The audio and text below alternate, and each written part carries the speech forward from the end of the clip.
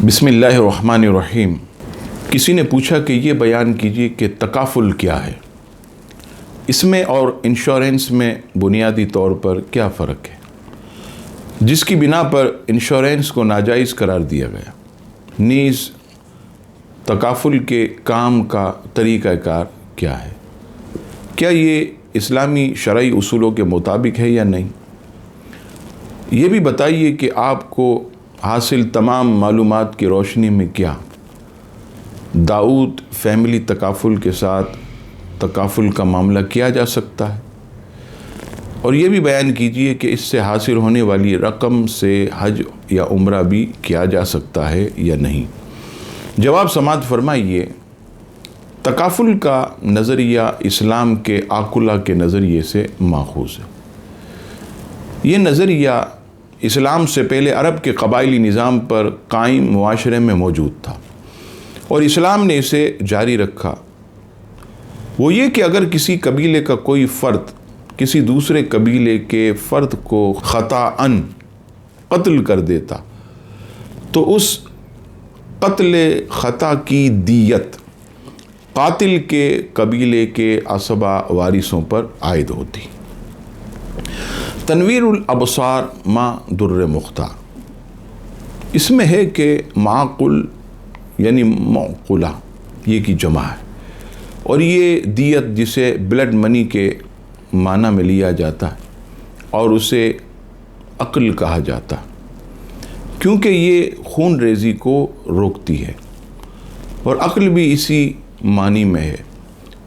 کیونکہ عقل سلیم انسان کو ایسے امور سے روکتی ہے جو اس کے لیے نقصان دہ ہوں، اور عاقلہ اہل دیوان کو کہتے ہیں، اور وہ لشکر کے لوگ ہیں، اور امام شافعی کے نزدیک یہ قبیلے والے یعنی جو اس کی اصل یا نسب سے ہیں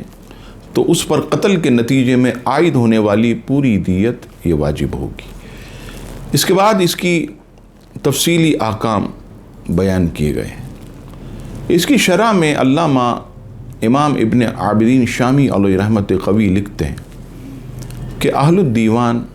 یعنی دیوان سے مراد وہ رجسٹرڈ ہے جس میں ایسے لوگوں کا اندراج ہو، اور روایت یہ ہے کہ حضرت سیدنا امیر المومنین فاروق اعظم رضی اللہ تعالیٰ عنہ نے سب سے پہلے یہ رجسٹر مرتب کی، یعنی والیوں اور قاضیوں کے لیے مرتب کیے، اور کہا جاتا تھا کہ فلاں اہل دیوان میں سے ہے، یعنی اس کا نام اس رجسٹرڈ میں درج ہے۔ غرر الافکار میں فرمایا اگر وہ مجاہد غازی ہے تو اس کی عاقلہ وہ لوگ ہیں ان کی کفالت مجاہدین کے دفتر یا مرکز سے ہوتی ہے، اور اگر وہ کاتب ہے تو اس کی عاقلہ دیوان یعنی دیوان الکتاب سے، اسے آج کل سیکریٹریٹ کہتے ہیں۔ عاقلہ ایک شہر یعنی کسی قصبے یا دیہات کے باشندے بھی ہو سکتے ہیں۔ علامہ ابن عابدین شامی لکھتے ہیں میں کہتا ہوں اور ہدایہ میں ہے، ایک بستی والے دوسری بستی والوں کی دیت ادا نہیں کریں گے جبکہ ہر بستی کا دیوان الگ الگ ہو۔ موجودہ دور میں ہم اہل دیوان کا اطلاق مختلف پیشہ ورانہ تنظیموں پر بھی کر سکتے ہیں، جیسے ایک ٹرانسپورٹ کمپنی ہے، اس میں جو ڈرائیور کام کرتے ہیں وہ سب اور کمپنی ماہانہ کچھ رقم ایک اجتماعی کفالتی فنڈ میں جمع کریں۔ اگر خدا نخواستہ بشری تقاضے سے کسی ڈرائیور سے حادثہ ہو جائے اور وہ خود زخمی ہو جائے تو اس کے علاج کے مصارف اس فنڈ سے ادا کیے جائیں، یا اس کی گاڑی کی ٹکر سے کسی کی موت واقع ہو جائے تو اس قتل خطا کی دیت اس فنڈ سے ادا کی جائے۔ الغرض اسلام میں ایک اجتماعی کفالتی نظام کا نظریہ یہ موجود ہے، اور اسلامی تکافل اسی اصول پر قائم ہے، اور اسی نظریے کے تحت پالیسی ہولڈر پر پریمیم قسط میں سے ایک حصہ اس کے نام پر مداربت کے اصول پر سرمایہ کاری کے پول فنڈ میں جمع ہوتا ہے، جو شراکت دار کا سرمایہ کاری فنڈ کہلاتا ہے، اور ایک حصہ وقف فنڈ میں جاتا اور وقف کے فنڈ کا سرمایہ بھی مداربت کے اصولوں پر سرمایہ کاری میں لگایا جاتا اور اسی فنڈ سے ضرورت کے موقع پر شراکت دار کی کفالت کی جاتی اور اس کے قواعد و ضوابط طے شدہ اور SECP سے منظور شدہ ہیں اور یہ سارا نظام شریعت کے مطابق ہے۔ اسی طرح اسلام میں کسی مشکل یا ناگہانی صورتحال کا مقابلہ کرنے کے لیے منصوبہ بندی کا تصور بھی موجود ہے۔ حضرت یوسف علیہ السلام کو رب کریم نے خوابوں کی تعبیر کا علم عطا کیا۔ انہیں جھوٹے الزام میں جیل میں جب ڈالا گیا تو وہاں ان کے جیل کے 2 ساتھیوں نے خواب دیکھے اور آپ نے ان کی تعبیر بتائی۔ ان کی تعبیر عین مطابق ایک ساتھی ان کی تعبیر کے عین مطابق ایک ساتھی بادشاہ کے دربار میں پہنچا اور ساقی بن گیا۔ اس دوران بادشاہ نے 2 خواب دیکھے۔ وہ یہ تھے کہ بادشاہ نے کہا کہ میں نے 7 فربا گائیں دیکھی ہیں جن کو 7 دبلی گائیں کھا رہی اور میں نے 7 سرسبز خوشے دیکھے اور دوسرے 7 سوکھے ہوئے خوشے دیکھے۔ اے میرے درباریوں، میرے اس خواب کی تعبیر بتاؤ، اگر تم خواب کی تعبیر بتا سکتے ہو۔ انہوں نے کہا یہ تو پریشان خواب ہیں اور ہم خوابوں کی تعبیر نہیں جانتے۔ اور ان 2 قیدیوں میں سے جو قید سے رہائی پا چکے تھے اس نے ایک مدت کے بعد حضرت یوسف کو یاد کی اور کہا میں تم کو اس خواب کی تعبیر بتا سکتا ہوں، مجھے یوسف کے پاس بھیج دو۔ چنانچہ وہ قید خانے میں گیا اور حضرت یوسف علیہ السلام سے ان خوابوں کی تعبیر کو بیان کیا اور ان کی تعبیر پوچھی۔ حضرت یوسف علیہ السلام نے یہ تعبیر بتائی جسے قرآن مجید سورہ یوسف کی آیت نمبر 48 میں یوں بیان کیا گیا۔ یوسف نے کہا تم 7 سال لگاتار فصل کاشت کرو گے، پھر تم جو فصل کاٹو تو اسے اس کے خوشوں میں چھوڑ دینا، سوا اس قلیل مقدار کے جس کو تم کھاؤ۔ پھر اس کے بعد 7 سال سخت قحط سالی کے آئیں گے، وہ اس غلے کو کھا جائیں گے جو تم نے پہلے جمع کر رکھا تھا، ما سوا تھوڑے سے غلے کے جس کو تم محفوظ رکھو گے۔ حضرت یوسف علیہ السلام نے انہیں آنے والے مشکل حالات سے جو ہے وہ عہدہ برہ ہونے کے لیے منصوبہ بندی کا مشورہ دیا، اور جب آپ پر لگایا گیا الزام غلط ثابت ہو گیا اور آپ کے پاکیزہ کردار کو تسلیم کر لیا گیا تو آپ پورے وقار کے ساتھ شاہ مصر کی دعوت پر دربار میں پہنچ گئے اور آپ نے فرمایا مجھے زمین کے خزانوں کا نگراں مقرر کر دیجئے، میں حفیظ و علیم ہوں، یعنی قومی امانتوں کی حفاظت کا اہل ہوں، اور یہ بھی جانتا ہوں کہ کس سے لیا جائے اور کس کو دیا جائے۔ ان تعارفی کلمات سے آپ کو یہ بتانا مقصود تھا کہ اسلام میں نظریہ تکافل کا تصور ہمیشہ سے موجود رہا، لیکن موجودہ دور میں نہ تو قبائلی نظام ہے، نہ ہی عہد رسالت مآب صلی اللہ تعالیٰ علیہ وسلم اور عہد خلافت راشدہ کی طرح اسلامی ریاست کا ایسا بیت المال ہے جو کسی ناگہانی صورتحال سے نمٹنے کے لیے ہر شہری کی مدد کرے، اور نہ ہی خاندانی نظام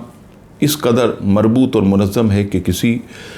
مشکل صورتحال یا ضرورت کے مطابق موقع پر ایک دوسرے کی مدد کو پہنچیں یا کفالت کی ذمہ داری قبول کریں۔ اس لیے اب اس کے لیے باقاعدہ منظم قانونی ادارے وجود میں آ چکے ہیں اور وہ ملکی قانون کے تحت قائم ہیں۔ ریاستی نظام میں SECP کی صورت میں ان اداروں کو قانون کے تابع رکھنے کے لیے ایک نگراں اور ادارہ یہ موجود ہے۔ چند سالوں سے اسلامی تکافل پر مبنی ادارے باقاعدگی سے کام کر رہے ہیں اور یہ کام کاروباری بنیاد پر ہو رہا ہے، کیونکہ اتنے بڑے کام رضاکارانہ بنیاد پر ہو نہیں سکتے۔ تکافل کو سمجھنے سے قبل یہ جاننا ضروری ہے کہ انشورنس کیا ہے۔ انشورنس بنیادی طور پر خرید و فروخت کا عقد معاوضہ ہے، کیونکہ اس میں مشتری یعنی خریدار اپنی رقم ثمن اس کو دیتا ہے۔ ثمن اس لیے دیتا ہے کہ بائع یعنی بیچنے والا اس کے معاوضے میں اس کو کم یا زیادہ رقم دے۔ یہاں بائع سے مراد انشورنس پالیسی کا خریدار ہے۔ ثمن سے مراد انشورنس پالیسی کی قیمت ہے۔ مشتری سے مراد انشورنس پالیسی کا فروخت کنندہ ہے، اور مبیع سے مراد انشورنس پالیسی ہے۔ گویا ان شارٹ یعنی پالیسی ہولڈر اپنی کم رقم پریمیم کے بدلے میں انشورنس کمپنی سے ایک غیر یقینی واقع، مثلا جنرل انشورنس کی صورت میں حادثہ یا لائف انشورنس کی صورت میں طبعی یا حادثاتی موت، مستقل معذوری وغیرہ کے رونما ہونے کی صورت میں زیادہ رقم کلیم وصول کی خریداری کا عقد کرتا ہے،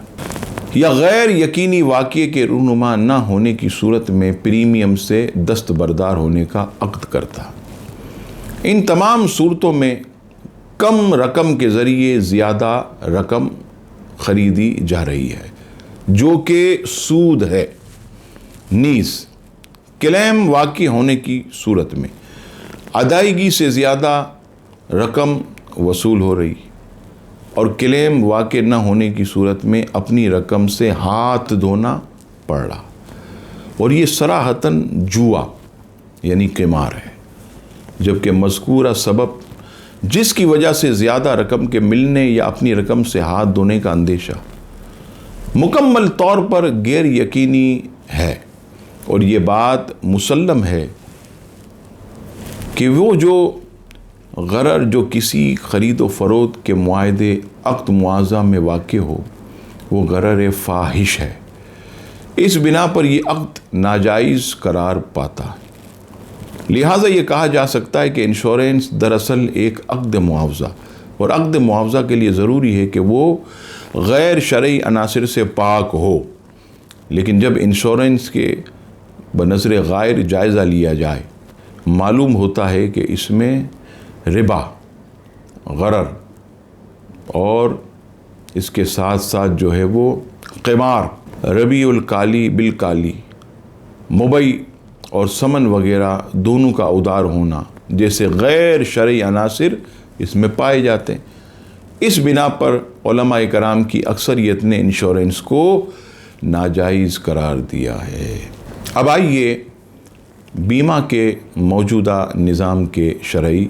مفاسد۔ بیمہ کمپنی اپنے جمع شدہ سرمایہ کو گردش میں رکھنے کے لیے دوسری صنعتی و تجارتی اداروں کو سود پر قرض فراہم کرتی، اور سود حرام قطعی ہے۔ اس طرح بیمہ کرانے والا بالواسطہ سودی معاملے میں مبتلا ہو جاتا ہے۔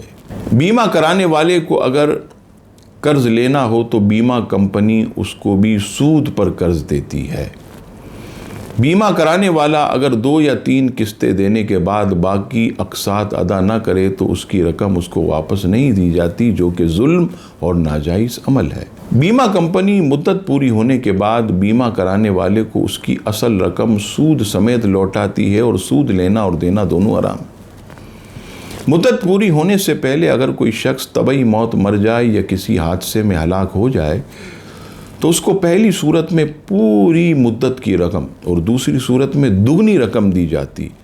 اب اس کو اس کی جمع شدہ اقساط سے زیادہ جو رقم دی جاتی ہے اس کو اگر شرط لازم قرار دیا جائے جیسا کہ عملاً اسی طرح ہے تو یہ عقد صحیح نہیں ہے، اور اگر اس کو تبرع اور احسان قرار دیا جائے تو یہ واقعے کے خلاف ہے۔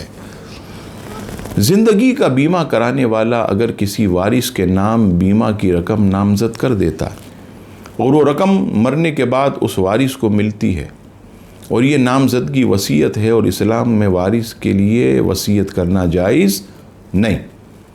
رب کریم نے قرآن مجید میں ورثہ کے حصص مقرر کر دی، اور امام دار قطنی حضرت جابر رضی اللہ تعالیٰ عنہ سے روایت کرتے ہیں، فرمایا کہ وارث کے حق میں وصیت جائز نہیں، اس کے برعکس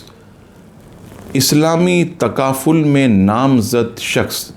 متوفی کے تمام شرعی وارثوں کے نمائندے کی حیثیت سے کمپنی سے رقم وصول کرتا،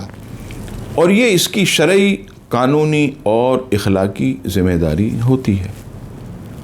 کہ اسلامی قانون وراثت کے مطابق تمام ورثاء کو اس کے حصے کی رقم پہنچائے۔ اسلام چونکہ قیامت تک مسلمانوں کے لیے ضابطہ حیات ہے اور ہمیشہ کے لیے قابل عمل ہے، اس لیے اسلامی شریعت کے ماہرین علماء پر یہ ذمہ داری عائد ہوتی ہے کہ صرف حرام قرار دے کر نفس مسئلہ سے پہلو تہی نہ کریں، بلکہ ممکنہ حد تک اس کا متبادل بھی پیش کریں تاکہ امت کی اکثریت کو حرام سے بچا کر جائز اور حلال کاموں اور کاروبار کی طرف راغب کیا جا سکے۔ تکافل کے عمل کے ذریعے ناگہانی نقصان اٹھانے والے تاجر اور دیگر حضرات کی مدد کی جاتی ہے، اور شریک کے نقصان کے بوجھ کو تمام شرکاء پر اس طرح تقسیم کر دیا جاتا ہے کہ ہر فرد ہر خفیف سی قربانی دے کر تمام شرکاء کے لیے مالی تحفظ فراہم کرتا ہے، اور یہ مقصد قرآن و سنت کی تفصیلات کے مطابق ہے، جیسا کہ رب کریم نے سورہ مائدہ کی آیت نمبر 2 میں فرمایا کہ نیکی اور خدا خوفی میں ایک دوسرے کی مدد کرو اور گناہ اور سرکشی میں ایک دوسرے کی مدد نہ کرو۔ دوسرے مقام پر سورہ حشر کی آیت نمبر 9 میں رب کریم فرماتا ہے، ترجمہ، اور جو کچھ بھی ان کو دیا جائے وہ اپنے دلوں میں اس کی کوئی حاجت محسوس نہیں کرتے اور اپنی ذات پر دوسروں کو ترجیح دیتے، خواہ ان کو خود سخت ضرورت ہو، اور جو لوگ اپنے دل کی تنگی سے بچا لیے گئے وہی فلاح پانے والے۔ حدیث پاک حضرت سیدنا ابو ہریرہ رضی اللہ تعالیٰ عنہ سے روایت، آپ بیان کرتے ہیں کہ رسول اللہ صلی اللہ تعالیٰ علیہ وسلم نے فرمایا، اور اس حدیث کو امام بخاری نے صحیح بخاری میں نقل کی، حدیث نمبر 6731۔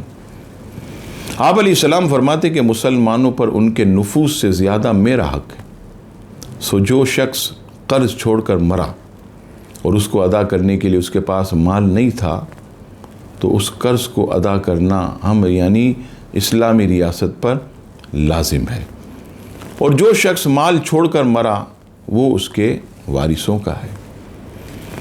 اسی بخاری شریف کی دوسری حدیث پاک، حدیث نمبر 6745،